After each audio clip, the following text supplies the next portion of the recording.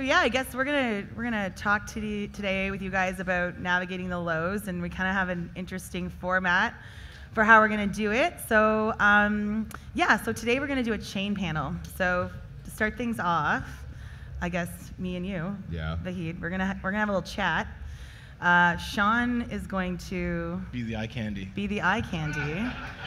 For you guys. So we're gonna dive right in. We don't have a ton of time. So Vahid, can you tell us a bit about yourself? Who are you? What makes you tick? Can everybody hear me? I'm not sure if this, okay, cool. I'll give you guys two very short intros. The startup intro is I started in mid-teens, had a bunch of companies, had some success late teens, and through university and through just generally being very, very curious and high-strung and have too much energy, kept on doing a lot of companies. So I actually have done 47. 8 became proper companies that we needed to hire staff and hire legal service and everything. And 4 exited. So now you know how many I failed. just so I know you guys know how to do math. The other side, I was diagnosed with ADHD when I was single-digit age. And then at that point, like, oh, he's a kid. He just jumps around a lot, headbutts walls for some reason. I actually apparently used to do that. And then OCD also runs in the family. It's hereditary. So I was diagnosed with both of them. So that created a very, very fun life. Yeah. Yeah. It gave me a lot of happiness. Do you have any stories about kind of that and how, you saw this as an ability? Did you see it as an ability from very early on? Did you hate this? We just had a discussion in the green room that it's fun to have a label, to be like, I have this, and then now you can kind of give yourself a bigger purpose. You're like, oh, or an excuse really. You're like, okay, because of this, I'm deficient or whatever. I never saw it that way. It's like, I just work this way. I don't know what baseline is. Technically, nobody knows what baseline is. Baseline is a myth. And at that point, I'm like, I kind of want to get there, and this seems to piss me off, and that seems to give me anxiety, and that seems to really give me energy, and I just need to get there. So somehow I just figured out how to navigate the whole thing. I got a ton of routines that I go through, a ton of systems. So I personally don't believe in disability all in general. So I don't know if that answers the question. No, it's good. I mean, we were talking about how, each and every one of us kind of has their own journey. So on your own personal journey, were there any, techniques that worked, that didn't work for you in dealing with your non-labeled mental So mine is biased just because I have both of them. They're both super active, so I can't really distinguish most of the time between which one is active. So ADHD, ton of energy, bad memory, bad short-term memory, really. Great photographical memory. I can see a face, 10 years later I can see you and I'll still remember you. But then I would never remember what your name is. So you have those things where you have to actually remember sequences and priorities and why you were doing something, your own thought pattern of the time, because you cannot recreate your mental state of a while ago. So a lot of systems to just figure out exactly what the fuck to do, and it's frustrating, really. The OCD part is odd, because at some point you just have to be like, I'm feeling really great, I'm feeling really good. All of a sudden something happens like, I hate everything, I'm gonna burn this house, and I'm gonna fire everyone. And a second later, like, I just needed to have a Snickers bar, and I'm fine. So the combination of the two is rather interesting. ADHD, I find both of them as superpowers. ADHD, unlimited energy, and I can see every possibility around a topic instantly. OCD, used well, makes me obsessed about something. And with infinite energy and obsession, there's almost nothing you can't achieve. But that must be a stress on you, or like that's an intense life. So the negative side of it is you have numerous depressive episodes just because something went well but not the way you planned it to. The OCD kicks in, like, I'm gonna fail. I was a failure all my life. This is just a pattern. I don't even know why I'm putting effort. So that part's great.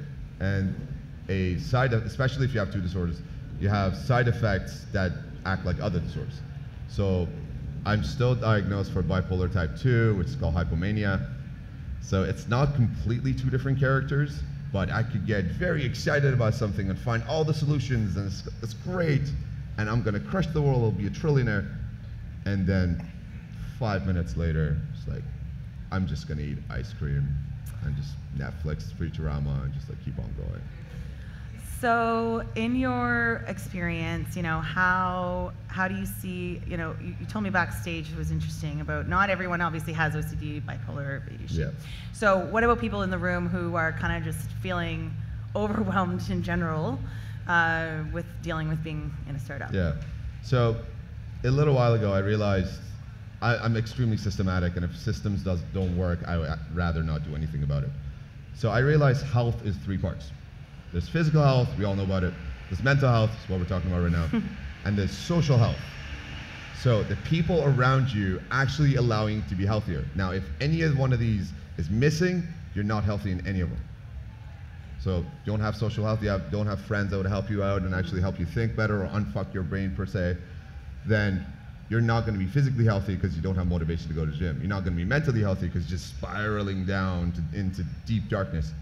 So there is systems, as in I meditate every morning, I meditate on death, I love stoicism, so take the bad and the good and expect both of them to happen.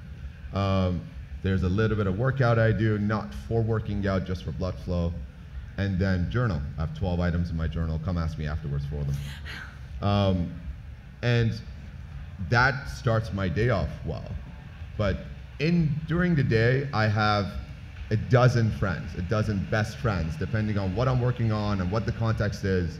They're very much used to getting a call from me. I love it.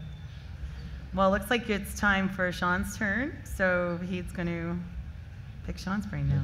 Hi, Shawn. Hello. What's going on? I'm here with you and Joanna. Awesome. It's my turn to look pretty now. Tell the folks a little bit about yourself. Sure.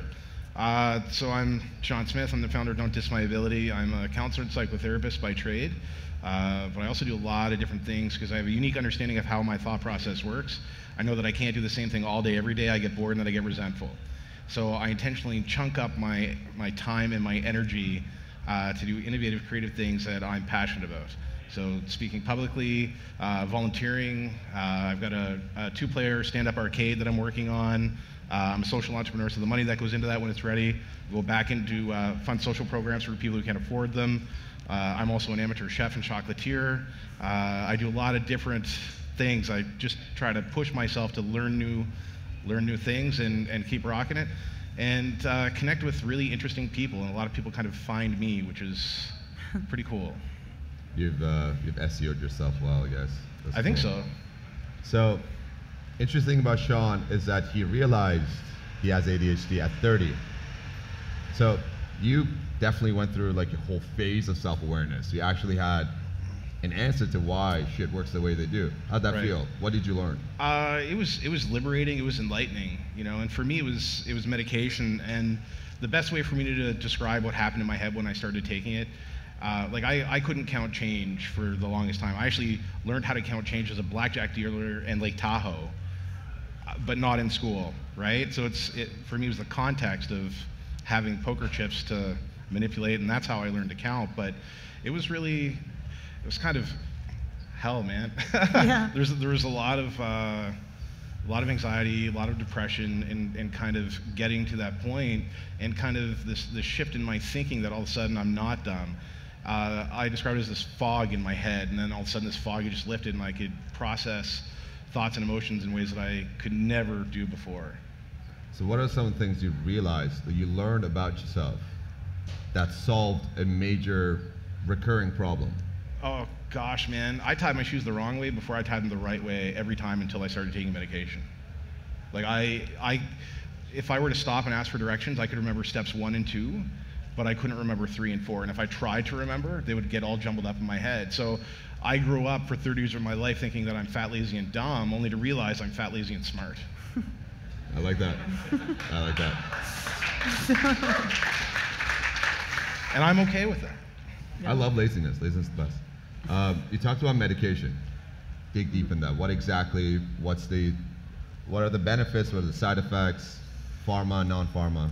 Well, it varies, and so it's tricky because as a counselor and psychotherapist, like, it's not ethical for me to promote any medication. I can share my story, but it's not for me to promote any one medication, because what works for me may have adverse effects for somebody else, right? Mm-hmm. And typically when someone's diagnosed and they want to go to the medication route, it really comes down to doctor bias. They might go with stimulant or non-stimulant, but it all comes down to trial and error. What works for one person is not necessarily going to work for another, but that can be a shitty and tortuous road. You know, I've gone on antidepressants and had horrible experiences on those. But, and this is part of the reason why we're here, right, is that everybody goes through this stuff, but nobody talks about it. But we kind of all go through this journey of this hell trying to get to where we want to be. And so I hope in sharing it, you kind of have these aha moments of like, all right, I'm not alone. We have these shared experiences that we can kind of talk about. How did you notice you're not alone? Because physically, none of us are alone. How did it manifest? It's tricky because I find for people with invisible disabilities or invisible labels, right, everybody looks like us, but nobody is like us. So the only way to find people who are like you is to be vulnerable and to have that conversation. But more often than not, it has the opposite intended effect of you have a conversation, you're vulnerable, and you realize that that person is nothing like you, so you actually withdraw a little bit, and it takes you further away. So part of what I love of the entrepreneurial community is that, and I'm just going to throw this out there, this is my observation, that there are more entrepreneurs who are diagnosed or undiagnosed with some form of invisible disability than there are without. So this is kind of my tribe. So as I got more involved, more entrepreneurs started reaching out to me, and so this is where I spend my time. This is my group, right? We're going to prop each other up. There's none of this trying to cut each other off at the knees. It's a very supportive, healthy community. Yeah, and with mental health in general, if you do anything that's kind of strenuous emotionally, you kind of need something that is a release of it. A lot of entrepreneurs have extreme sports or something that is super intense that they use it as a release. You obviously found cooking, chocolatiering. There's so many things. The list is massive, by the way. Like, look them up and just be in awe. It's amazing. I've had to read it like 3 times. And mind you, mine jumped somewhere else and I had to reread. Sure, that's expected. It's great. And then I got lazy. I had to come back to it. I'm okay with that. Here we are. So, in terms of it giving you a superpower, give me that. So, and this is where neurodiversity comes into play. So it's a relatively new term in the world of psychology that represents a group of individuals with a disability label, but for whom the term doesn't quite fit because our assets exceed any deficits we experience. So another way of saying this or framing it is, we are uniquely gifted. And I know this through my own gifts, and just kind of stumbling upon all these things that I do extremely well. But I also want to really hit home that there's a cost for being gifted, right? No one ever said being awesome would be easy. But this is you can't get from A to C without going through B. I'm at a point now where I wouldn't wish my experiences on anyone, but I also wouldn't trade them for the world. You know, you have to go through the shit. I don't know what else. You've got to go through these hard times to get out onto the other side. And one thing that I'd like to share that I've learned is that the people you want to surround yourself with when you're going through those bad times are going to be the people who are there for you in the good times, right? And I find also that the people who, as entrepreneurs, the people who should offer the most love and support often provide the least. So I've had difficult conversations with family members about what I'm doing, like this is happening. You're either on board or you're not. But I've had other entrepreneurs believe in me that gave me the confidence to keep pushing regardless. I love it. I believe in me. That's what matters. I love it.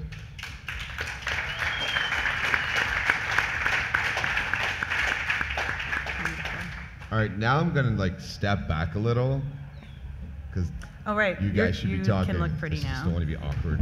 There. Speaking over me and shit. Hi, Shawn. Hi, Joanna. How are you? So we met in a kind of a very interesting startup-y situation, and maybe you could just kind of talk about that for a second, because it was interesting. That's why I want to kick this off for sure, because I was facilitating an entrepreneurial event over the course of a weekend, and I suffer from anxiety and depression, so I feel that I am completely inadequate at the best of times. And that has been managed, throughout my life in a variety of different ways. And, it's a continuous journey in understanding my own depression and anxiety. So in this space, I was feeling very overwhelmed, and I hadn't met Shawn actually yet, but I've heard of him. I knew who he was. And I was at this breaking point. I have panic disorder as well, so that was panic was coming. I was ready to break down. And Shawn came up to me, and I think he has a real sixth sense around being an empath. So he came up to me, and I think he could really tell I was upset. And just by feeling his presence, because I'm also quite an empath, and I feel you people, like I get nervous that you don't like me right now. I'm like, oh, I hope they like me. And so with Shawn, I didn't feel any of that. It was just like this warm soul next to me. And I immediately started bawling my face off, absolute, rainforest of tears. And Shawn just, looked at me and said, this is okay. This is the exact space that you can be doing this in. And so by working through that feeling with him in this moment, I realized exactly what he was just talking about, which is that finding your people, right? Finding those folks that you can have your breaking point with when you're losing your mind about some incident. And that little incident of stress can happen 16 times a day as an entrepreneur, where you think the world is caving in and you're never going to be successful and everything's going to fall apart.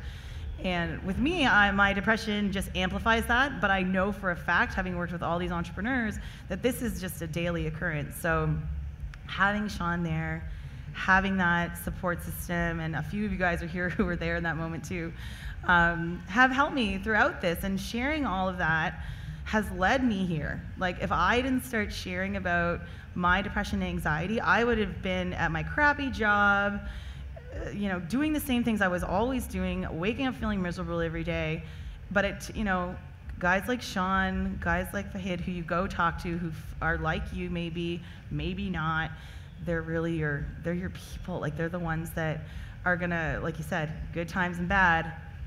Shawn's been there ever since, right? So examining who those folks are in your life is super important. And taking stock, and we've been attached at the hip ever since. There's not a week that goes by that we're not in touch, right? Because you form those bonds. Mm-hmm. But when you talk about working through anxiety, what has that meant for you? And is part of that the inner dialogue? And what does that dialogue sound like? Yeah, we were talking about our inner voices back there, because we all can name the person they are. So learning that isn't who you are as that person, I think for me was a real game changer, because I thought that was me saying all those horrible things, and it really was kind of my depression and anxiety trying to bring me down and make sure that I wasn't gonna succeed and be who I was and who I needed to be. So I live with a super supportive family. I had a great life on the Facebook, all those people, you're like, I can't believe they had a divorce or they had an incident or whatever. Because as a person like me who's constantly worried about whether people like me or not, or whether I'm having impact, or whether I'm a good person, you keep up your blinders and you really don't let anyone else in on it. And especially as an entrepreneur, because we're all supposed to have it all together, right? That's supposedly, we're supposed to look like we have it all together, but we really don't. And all of us are in this at the same time, so why are we not doing this more often and making sure that you guys are aware of my stuff, Shawn, Vahid's stuff, so that you feel more comfortable coming to us or reaching out to someone else. So I really do feel I had to work through my own voice and be comfortable in sharing who I really was. But it was awkward and horrible and But you feel better after, right? You do. Everybody has their own shit. It's the people who try to hide it the most that I worry about. Yeah. Because everybody has it. It's just nobody's talking about it. We all have it to some degree, and we were talking about, not necessarily everyone's diagnosed, not necessarily everybody has it to this extreme, but man, who's been stressed out in their business or work? Raise your hand. Wow. Wow. That's an overwhelming number. All of you, I think. If not 95%. And anyone who's not you might go, Stepford wife or, fembot. Yeah, robot. Robot. So, allowing those feelings into me has been another game changer, and working through those feelings, bawling in front of Shawn, even though that wasn't necessarily the most professional thing I ever could have done in my life. We're all humans. I challenge you though, because in that moment, it's what you need, right? Yeah, it is. And I think that vulnerability is what led us to become really good friends. So my superpower with that, right, is being that person that people feel they can talk to. So our clients, I'm their ride or die. Like, I love them so much, and I care for them so much, and I want to see them succeed so much, and I know that that's why people want to be around me. And that's awkward to some folks. Like, some people are really buttoned up and really like straightforward. I am all there, all out, all in love with your startup, all in love with your passion and what you're doing. So that's not typically normal, but it's a result of my depression and anxiety and wanting to be your best thing, your next best thing. So it's amazing. So are there strategies that you use to help work through your anxiety now? And what are some of those? And let me tell you guys, like, this was a long, long journey for me. I'd say about 15 years. Like, I was diagnosed as a teenager because I couldn't get out of bed, and I was just stressed to the nines, and I was, trying to work this out as a teenager. And I tried drugs, it didn't work. I went through a whole other phase of my life, so this is something now, like, that I had to go through all that stuff to get to. So if you're there and you're feeling, stressed, the only way to speed it up is to be like, Vahid has all kinds of good tips about like meditation and understanding yourself and understanding what triggers are there for you and how to avoid those triggers and things like that have been really helpful to me in really truly understanding what makes me tick, what makes me upset, what makes me happy, and then you can design your life based around that. So that's how I've been able to manage, is looking at myself. Do you find that there are people in your life who act as triggers, and how do you navigate that? Yeah, it just happened the other day. I was somewhere with my family, and someone says a silly comment, and I just want to leave. Like, I want to leave. I want to leave the party. I'm done. And so instead, though, new Joanna, she was able to work through those feelings and go, that person wasn't really meaning what they said. I'm taking that far too seriously, and was able to go on and enjoy it again. But that is something that I had to recognize as judgmental comments about me will want me to leave and run away. And that's not something that I want to do for my family or for my friends, so I got to learn how to work through it. And did you have a conversation with that person, let them know how it made you feel? Or did you just grin and bear it?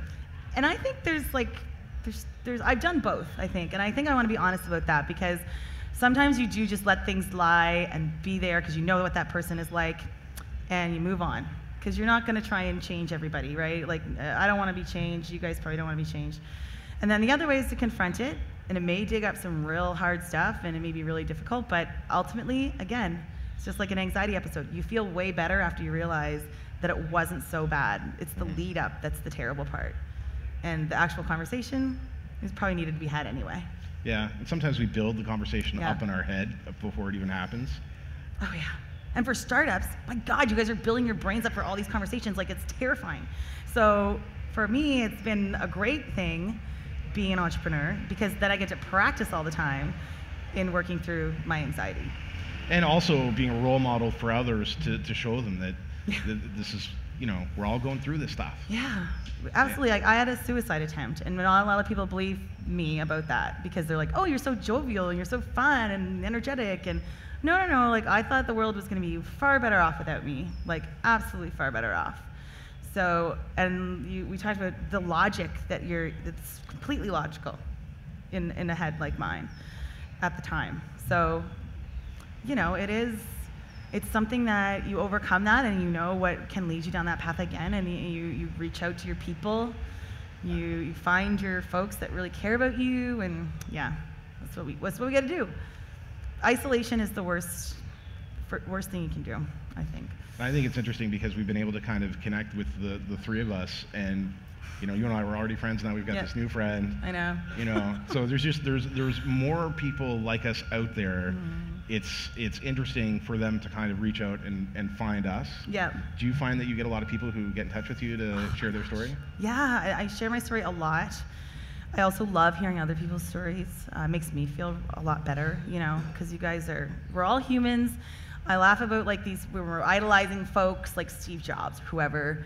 Like, they are literally just another form of human with a different makeup than you. And so I feel so privileged that we get to share like this now. Like, I, as a woman sitting here on stage, this wouldn't be happening probably even like 20, 25 years ago. So holler for that. and really how far we've come in including everyone in this conversation. So I think we're building. We're starting here, and mental health has become a lot easier to talk about. But we got to push that forward and make sure, you know, that we're not seeing an Anthony Bourdain and we're not seeing these beautiful lights out there, you know, not be heard by us. So one thing I read about all this suicide stuff that's going on recently is like, don't let that person who's in that space be the one that reaches out to you. Like, look at your friends, like, see your friends, know your friends and family, and know, you know, if something's off or something's up, right? Like, it's on us too to try and like make sure that we're taking care of our people, and that's all of us. I cry easily. Sorry, guys. I'll cry with you. That's all right. And that's our time. I think we're going to open it up to questions from.